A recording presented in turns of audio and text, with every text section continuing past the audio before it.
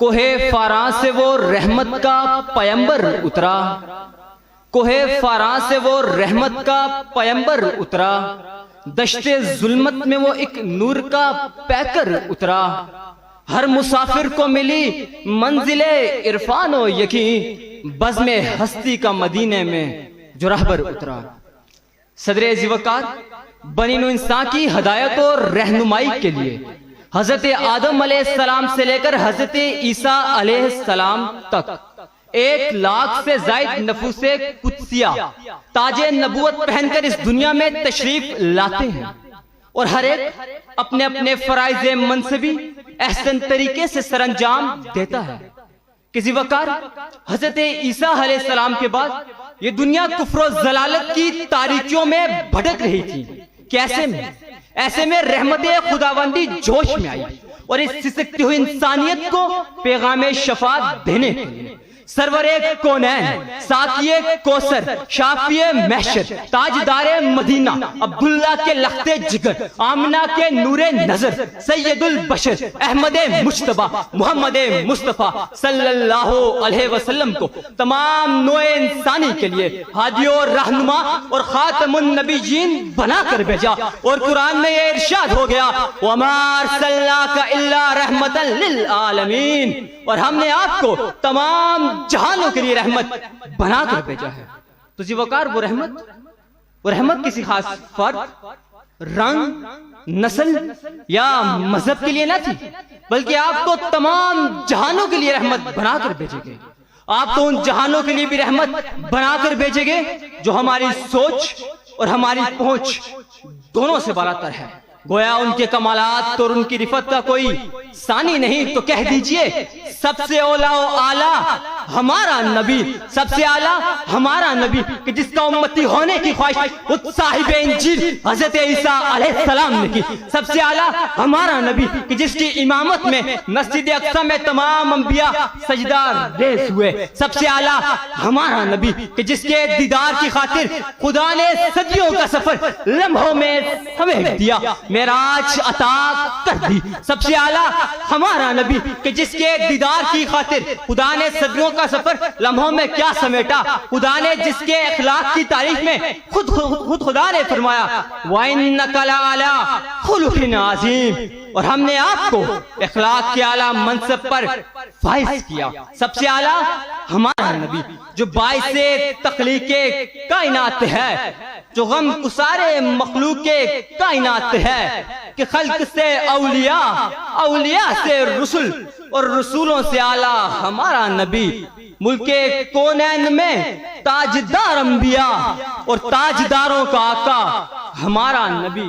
تاجداروں کا آقا ہمارا نبی۔ حضرت ذوالوقار حضور علیہ السلام کی رحمت کا یہ عالم تھا کہ بغیر ایک تھپڑ لگائے حضرت عبداللہ بن عباس سے مفسر قرآن تیار فرمائے کہ جن کی تفسیر قرآن سے دنیا قیامت تک استفادہ کرتی رہے گی، اور بحیثیت جرنیل ایسے سپاہ سالار تیار فرمائے کہ زمانہ جنہیں خالد بن ولید کے نام سے جانتا ہے، صداقت کا سبق پڑھایا تو صدیق اکبر بنا دیا، عدل کا درس دیا تو فاروق اعظم بنا دیا، سخاوت کی نگاہ اٹھائی تو عثمان غنی بنا دیا، اور مکتب شجاعت میں علی شیر خدا بنا دیا، کہ وہ دانائے سبل ختم الرسل مولائے کل جس نے غبار راہ کو بخشا فروغ وادی سینہ، کہ نگاہ کوئی نہیں پھر بھی دو جہانوں کا استاد ہے۔ علی وقار میرا پیغمبر اتنا عظیم کہ انجیل میں اسے فاروق، زبور میں اسے عاقب، پہلے آسمان پر اسے احمد، دوسرے آسمان پر اسے مجتبیٰ، تیسرے میں مرتضیٰ، چوتھے میں مزکی، پانچویں میں مجیب، چھٹے میں مرکب، ساتویں میں مظہر، عرش بری پر رسول اللہ، کرسی کی پیشانی پر حبیب اللہ، اور لوح محفوظ پر جسے صفی اللہ کہتے ہیں۔ علی وقار میرا پیغمبر اتنا عظیم کہ پورے دنیا کے غم اکیلے تنہا سہتے ہیں۔ میرا پیغمبر اتنا عظیم جو بیٹی کے قاتل کو پناہ دیتے ہیں۔ میرا پیغمبر اتنا عظیم جو بیٹی کے قاتل کو کیا پناہ دیتے ہیں۔ میرا پیغمبر اتنا عظیم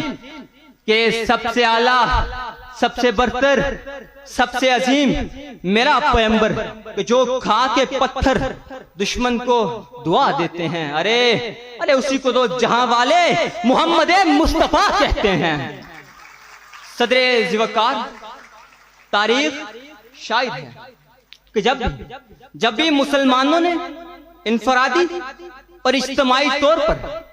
کتاب و سنت کو جادۂ نجات بنایا، رفعت و عظمت نے ان کے قدم چومے ہیں۔ ذوالفقار آج سیرت طیبہ عصر حاضر کو یہ پیغام دے رہی ہے کہ اگر بدامنی اور ذہنی انتشار کو ختم کرنا چاہتے ہو تو رب کے خانہ بدوشوں پر رشتہ اخوت میں پرونے والے کے نقش قدم سامنے رکھو۔ اس آقا و مولا نے اسود و احمر کے امتیازات ختم کر دیے، زبان و نسل کی تفریقات مٹا دی، عرب و عجم کو ایمان و ایقان کے ایک نقطے پر اکٹھا کر دیا۔ اس محمد مصطفیٰ، اس احمد مجتبیٰ کے نقش قدم سامنے رکھیں۔ اسی میں دنیا اور آخرت کی کامیابی کا راز